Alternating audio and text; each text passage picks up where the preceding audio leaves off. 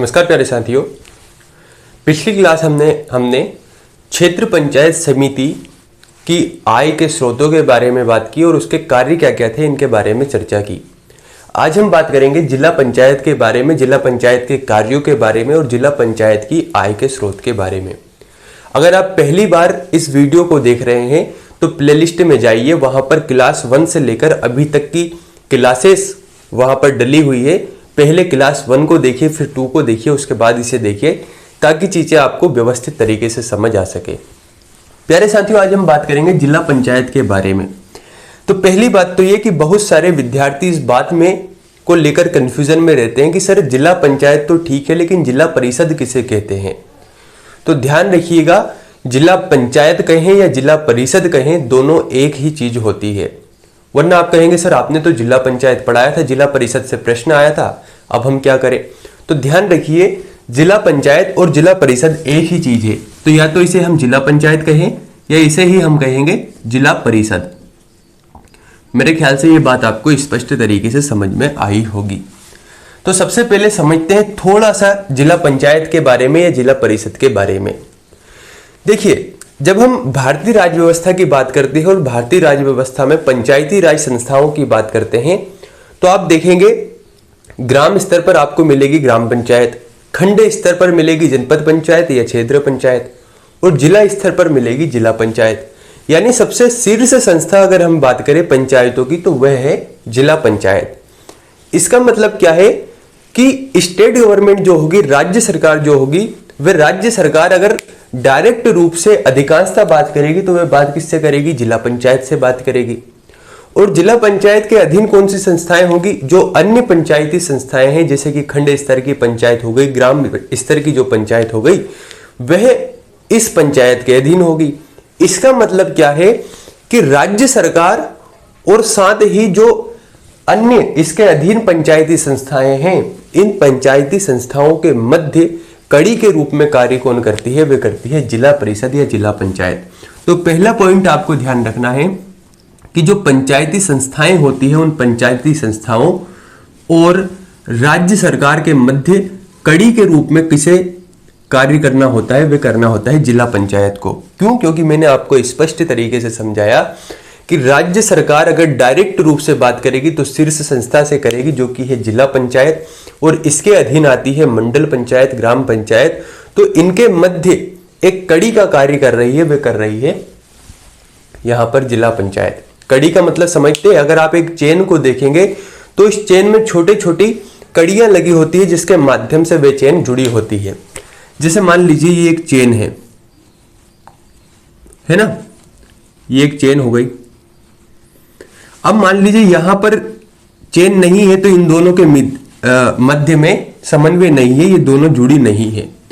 तो मानकर चलिए ये हो गई राज्य सरकार और ये हो गई पंचायती राज संस्थाएं, जिसकी अगर हम बात करें चाहे वे मंडल पंचायत है चाहे वे ग्राम पंचायत है, मंडल पंचायत और ग्राम पंचायत।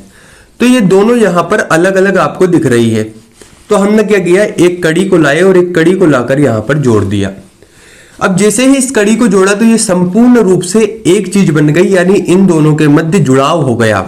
तो ये जो चीज जिसको हमने जोड़ा ये है जिला पंचायत।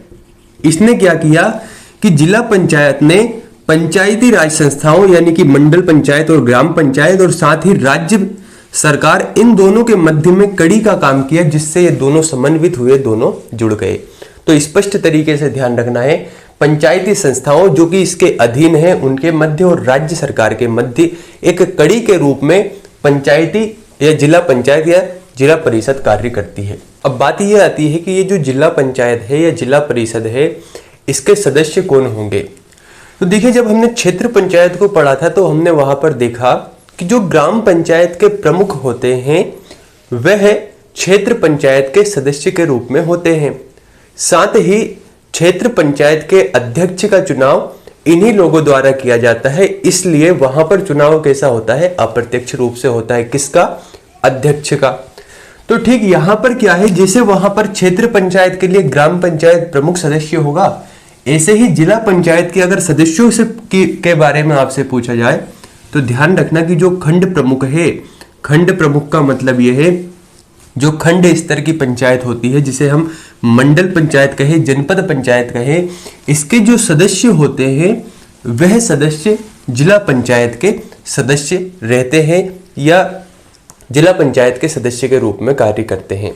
तो ध्यान रखना आपको कि खंड प्रमुख, या बात हम कर सकते हैं कि खंड पंचायत के जो प्रमुख होंगे, प्रमुख की बात याद रही, यहां पर प्रमुख की बात चल रही है, ना कि सदस्य की। तो ध्यान रखना, खंड पंचायत के प्रमुख जिला पंचायत के सदस्य होते हैं, और जिला पंचायत के प्रमुख या जिला पंचायत के अध्यक्ष का चुनाव कैसे होगा, तो ये जो सदस्य होंगे यही सदस्य उनमें से किसी व्यक्ति को अध्यक्ष के रूप में चुनेंगे। इसका मतलब ध्यान रखना है आपको कि जिला पंचायत के अध्यक्ष का चुनाव अप्रत्यक्ष रूप से होता है, इनडायरेक्ट तरीके से होता है।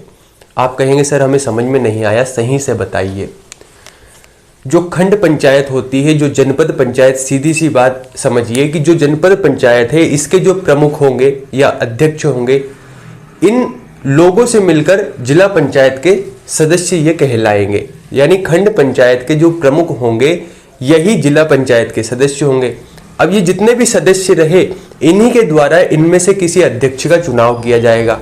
इसलिए चूंकि जनता उस अध्यक्ष को साधारण रूप से, डायरेक्ट रूप से नहीं चुन रही, इसलिए उसका चुनाव अप्रत्यक्ष कहलाता है, अप्रत्यक्ष निर्वाचन कहलाता है। फिर बात आती है कि इसका कार्यकाल कितना होता है, तो वही बात है कि 5 वर्षों तक इसका कार्यकाल होता है, और इससे पहले अगर इसे भंग कर दिया जाए तो 6 महीने के अंदर पुनः चुनाव कराया जाता है। अब देखिए, हमें सिर्फ ये करना है कि हमारे पढ़ने के तरीके को बदलना होगा ताकि चीजें हमें ज्यादा याद रहे। जो एक पुरानी प्रवृत्ति थी, रटने की जो प्रकृति थी, उसे हमें छोड़ना होगा, हमें चीजों को समझना होगा। अगर आपको इस चैप्टर को पूरे तरीके से याद रखना है तो ये समझने की कोशिश कीजिए, आप पाएंगे कि केवल 20 से 30% चीजें ऐसी है जो मुझे याद रखना है, जो मुझे रटना है या पढ़ना है, बाकी सब समझने वाली चीजें हैं। ग्राम पंचायत हो, खंड स्तर की पंचायत हो या जिला पंचायत हो, कार्यकाल सबका 5 वर्ष है। भंग होने की स्थिति में 6 माह के अंदर पुनः चुनाव होता है। यहां पर भी एक काम कर रहा है, एक कॉन्सेप्ट, कि ग्राम पंचायत प्रमुख खंड स्तर की जो पंचायत होगी वहां के सदस्य होंगे, और खंड स्तर की पंचायत के जो प्रमुख होंगे वो किसके सदस्य होंगे, जिला पंचायत के सदस्य होंगे। यानी आपको अवधारणात्मक कॉन्सेप्ट वाइज चीजों को समझना है ताकि आपका कम से कम समय में ज्यादा सिलेबस कंप्लीट हो जाए और चीजें याद रखने में आसानी हो। तो हमें थोड़ा सा स्मार्ट स्टडी पर ध्यान देना है। अब बात आती है कि जिला पंचायत या जिला परिषद के कार्य क्या क्या होते हैं। देखिए, सबसे पहला कार्य यह होता है कि जो जिले की सभी ग्राम पंचायत है और जो पंचायत समितियां हैं, इन दोनों के मध्य में समन्वय करवाना इसका कार्य होता है। बहुत सारी पंचायती समितियां होती है, जैसे कि कोई निर्माण कार्य से संबंधित समिति है जिसका कार्य है निर्माण करना, सार्वजनिक भवन का निर्माण करना या अन्य चीजों का निर्माण करना। कोई ग्राम नियोजन समिति है जहां पर गरीबी उन्मूलन के लिए कार्य होगा, जहां पर ग्रामीण विकास से संबंधित योजनाओं के ऊपर कार्य होगा। कोई शिक्षा से संबंधित समिति है, कोई प्रशासनिक कार्य करने से संबंधित समिति है। तो ये जो विभिन्न समितियां हैं, इन समितियों के मध्य और जिले की जितनी भी ग्राम पंचायत है उन सभी के मध्य समन्वित स्थापित करना किसका कार्य होगा, यह होगा जिला पंचायत का। अब आप कहेंगे सर ये इतना छोटा काम, ये छोटा काम नहीं है। आपके घर में या आप देखेंगे आपके आसपास जितने भी घर है, अगर 5 लोग भी है तो 5 ही लोगों के अलग अलग मत होते हैं, अलग अलग चीजें होती है, अलग अलग विचार होते हैं। जब मकान बनाया जाता है, कोई नया काम करना होता है, तो उन 5 के विचार एक जैसे नहीं होंगे। सोचकर देखिए कि एक घर में उन 5 जो या 6 लोग हैं, 10 लोग हैं, जितने भी है, एक कार्य करने के लिए सभी के विचार एक जैसे नहीं है, केवल 6 लोगों के बीच एक जैसा विचार नहीं है।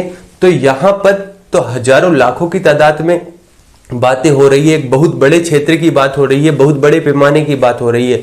तो यहां पर समन्वय करवाना कितनी बड़ी बात है। तो हमेशा ध्यान रखिए कि इसका एक कार्य क्या है कि जिले की सभी ग्राम पंचायत और पंचायत समितियों के मध्य समन्वय स्थापित करना। दूसरी बात यह होती है कि चूंकि राज्य सरकार या केंद्र सरकार से जो अनुदान प्राप्त होता है, उन अनुदानों को पंचायत समितियों में वितरित करने का कार्य भी किसका होगा, जिला पंचायत का होगा। अब देखिए, आपने निर्माण कार्य से संबंधित कोई समिति बनाई जिसने कहा कि यहाँ पर सार्वजनिक भवन का निर्माण होना चाहिए, यहाँ पर स्कूल का निर्माण होना चाहिए, या किसी अन्य फैसिलिटीज की बात करें, अन्य चीजों की बात करें, उसका निर्माण होना चाहिए। लेकिन केवल बोलना और उस कार्य को करने में कितना अंतर है। आपने बोल तो दिया कि इस कार्य को करना है, लेकिन उसके लिए, उस कार्य को करने के लिए जो धन की आवश्यकता है, जो राशि की आवश्यकता है, जो पैसे की आवश्यकता है, उसका क्या करना है। तो उसी के लिए जिला पंचायत क्या करती है कि राज्य सरकार जो अनुदान देती है, जो पैसे देती है, उन पैसों को इन पंचायत समितियों में वितरित करना। कोई शिक्षा संबंधी समिति है तो उसे शिक्षा के लिए पैसे देना, कोई प्रशासनिक कार्य से संबंधित समिति है उसे उसके लिए पैसे देना। यानी राज्य सरकार द्वारा दिए गए अनुदान को पंचायत समितियों में वितरित करने का काम, बांटने के काम किसका है? जिला पंचायत या जिला परिषद का है।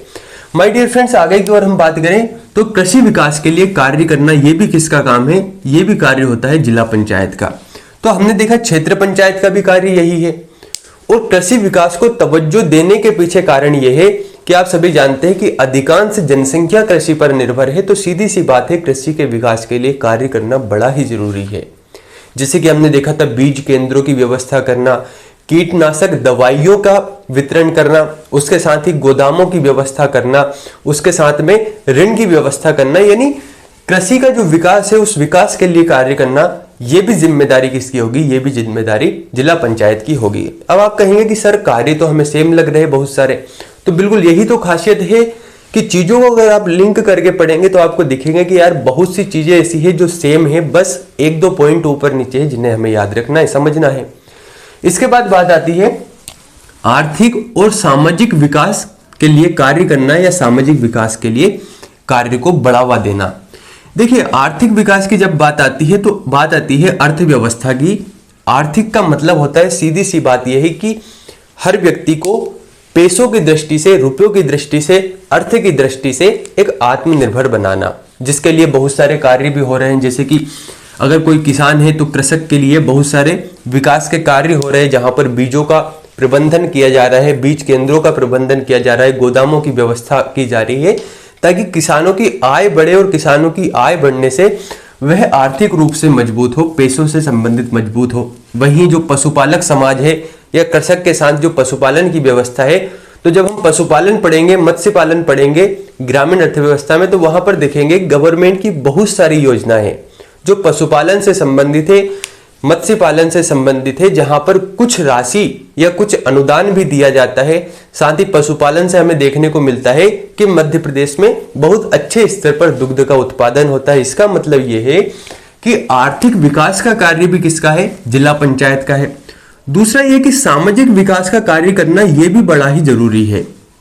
हमारे संविधान में मौलिक अधिकार में हम पढ़ते हैं, एक आर्टिकल है जिसमें कहा गया है अस्पृश्यता का अंत। तो सीधी सी बात है कि अगर हमें समाज का विकास करना है तो हमें अस्पृश्यता का अंत करना होगा, जो कहीं ना कहीं सामाजिक दृष्टि से बड़ा ही महत्वपूर्ण है। यानी सामाजिक विकास में बहुत सारी ऐसी चीजें हैं जिसके लिए कार्य करना होगा ताकि समाज का विकास हो सके। जैसे कि हमारे संविधान ने बहुत सारी चीजों के बारे में ऐसी व्यवस्था की है। प्राचीन इतिहास को आप पढ़िए, डिटेल में जब आप पढ़ने जाएंगे तो वहां पर देखेंगे कि दास प्रथा बहुत बड़े पैमाने पर थी। तो सीधी सी बात है, अगर आज भी दास प्रथा हमारे समाज में रहेगी तो हमारा समाज उतना विकसित नहीं रहेगा। और दास प्रथा में क्या होता था? व्यक्ति को दास बनाकर रखा जाता था, जिसमें पैसों की व्यवस्था नहीं थी, केवल खाना दे दिया जाता था, उसके बदले कुछ भी नहीं, और उससे प्रत्येक हर तरीके के कार्य करवाए जाते थे। बेगारी एक चीज है। बेगारी का मतलब होता है कि आपको कार्य करवाना है लेकिन मजदूरी नहीं देंगे। इसके लिए भी हमारे संविधान में प्रावधान किया गया और हमारे संविधान द्वारा इस व्यवस्था को भी समाप्त किया गया। और भी हमारे संविधान ने बहुत अच्छी अच्छी चीजों के ऊपर कार्य किया। जैसे कि अगर हम बात करें कि उपाधियों का अंत किया, यानी पहले जब आप पढ़ेंगे, जैसे कि अंग्रेजों के टाइम पर हम अगर भारत में बात करें तो बहुत सारी उपाधियां थी। जैसे लार्ड साहब एक उपाधियां होती थी, सर एक उपाधि होती थी। तो ये क्या करती थी कि समाज के किसी वर्ग को, किसी व्यक्ति को उच्च अवस्था में बताती थी। और अगर किसी व्यक्ति को आप उच्च अवस्था में बताएंगे तो साधारण सी बात है दूसरा व्यक्ति निम्न अवस्था में माना जाएगा। तो हमारे संविधान ने सभी को इक्वल करने के लिए, बराबर करने के लिए कुछ ही ऐसी चीजें हैं, कुछ ही ऐसी उपाधियां रखी हैं, बाकी सभी उपाधियों को समाप्त किया। और वे उपाधि भी शिक्षा संबंधित है, सेना से संबंधित है। शिक्षा से संबंधित जैसे आप एक उपाधि पाते हैं, डॉक्टरेट की एक उपाधि होती है, जब आप एक डिग्री करते हैं तो डॉक्टरेट की उपाधि मिलती है। लेकिन जो एक कुछ उपाधियां हैं जो आपको लगता है कि समाज में किसी व्यक्ति को नीचा, किसी को ऊपर दिखाती है। आज भी सोचिए, अगर लाड साहब वाली उपाधि होती तो कोई व्यक्ति विशेष, कोई वहां पर उन व्यक्तियों की तुलना में नीचे माना जाता है। इसलिए हमारे संविधान को इतने अच्छे ढंग से लिखा गया कि जितनी भी समस्याएं थी उन समस्याओं को समाप्त करने का कार्य किया गया। यानी जिला पंचायत का एक कार्य केवल आर्थिक विकास नहीं है, अपितु सामाजिक विकास भी है। उसके बाद में है ग्राम नियोजन। ग्राम नियोजन का मतलब यह है कि नियोजन का सीधा सा मतलब यह है कि ग्राम से संबंधित बहुत सारी चीजों के ऊपर कार्य करना, किसी योजनाओं को बनाना तो उसका कार्यान्वयन करना, गरीबी उन्मूलन का कार्य करना। एक समिति भी होती है ग्राम नियोजन से संबंधित समिति, जो यही कार्य करती है कि गरीबी उन्मूलन का कार्य करना। इसके साथ ही कुछ समस्याएं हैं गांवों से संबंधित, तो उनके लिए कार्य करना, योजनाओं को बनाना। यह भी किसका कार्य है? जिला पंचायत समिति का कार्य है, सॉरी जिला पंचायत का कार्य है। अगला है जन स्वास्थ्य। देखिए, हमारे वेदों में, पुराणों में, उपनिषदों में कई जगह पर कहा गया है पहला सुख निरोगी काया। निरोगी काया का सीधा सा मतलब यह है, कई ऐसे उदाहरण भी होते हैं कि लोग पहले, कहा जाता है कि पैसे कमाने के लिए स्वास्थ्य को खो देते हैं और फिर स्वास्थ्य को कमाने के लिए उन पैसों को पुनः उसमें खो देते हैं। इसका मतलब पहले से ही व्यवस्था की गई है कि कहा गया है कि पहला सुख है निरोगी काया। इसलिए जिला पंचायत का एक कार्य जन स्वास्थ्य भी है, यानी लोगों के स्वास्थ्य की रक्षा करना, अच्छा स्वास्थ्य बना रहे इसके लिए भी कार्य करना है। अगला है शिक्षा की व्यवस्था। आप सभी जानते हैं शिक्षा की व्यवस्था करना बड़ा ही जरूरी है। अगर समाज को एक उच्च आदर्श पर ले जाना है, एक उच्चता तक छूना है, तो इसका मतलब यह है कि शिक्षा व्यवस्था होना बड़ा ही जरूरी है। आचार्य चाणक्य ने तो आप जानते हैं यहां तक कहा था कि माता शत्रु पिता वेरी येन वालो ना पाठिता न शोभते सभा मध्य हंस मध्य बको यथा। यानी जो माता पिता अपने बच्चों को शिक्षा प्राप्त नहीं करवाते, वे माता पिता उन बच्चों के शत्रु हैं और वे बच्चे उसी प्रकार समाज में शोभा नहीं पाते जिस प्रकार हंसों के जोड़ों के मध्य बगुला शोभा नहीं पाता है। तो कहने का मतलब यह है कि जिला पंचायत का एक कार्य शिक्षा की व्यवस्था करना भी है। ये सभी कार्य आते हैं जिला पंचायत के। अब यहां पर अगर हम इसके आय के स्रोत की बात करें तो आय के वही सोर्सेस है जो आप पढ़ेंगे किसमें, क्षेत्र पंचायत की आय के सोर्स, जैसे कि राज्य सरकार द्वारा जो अनुदान प्राप्त हुआ वे हो गया, टैक्स लगाना, यानी वे सब चीजें सेम हैं। तो प्यारे साथियों, अगर आप पहली बार चैनल पर आए हैं तो चैनल को लाइक करें, सब्सक्राइब करें और कमेंट करके बताएं कि वीडियो आपको कैसा लगा। बहुत बहुत धन्यवाद।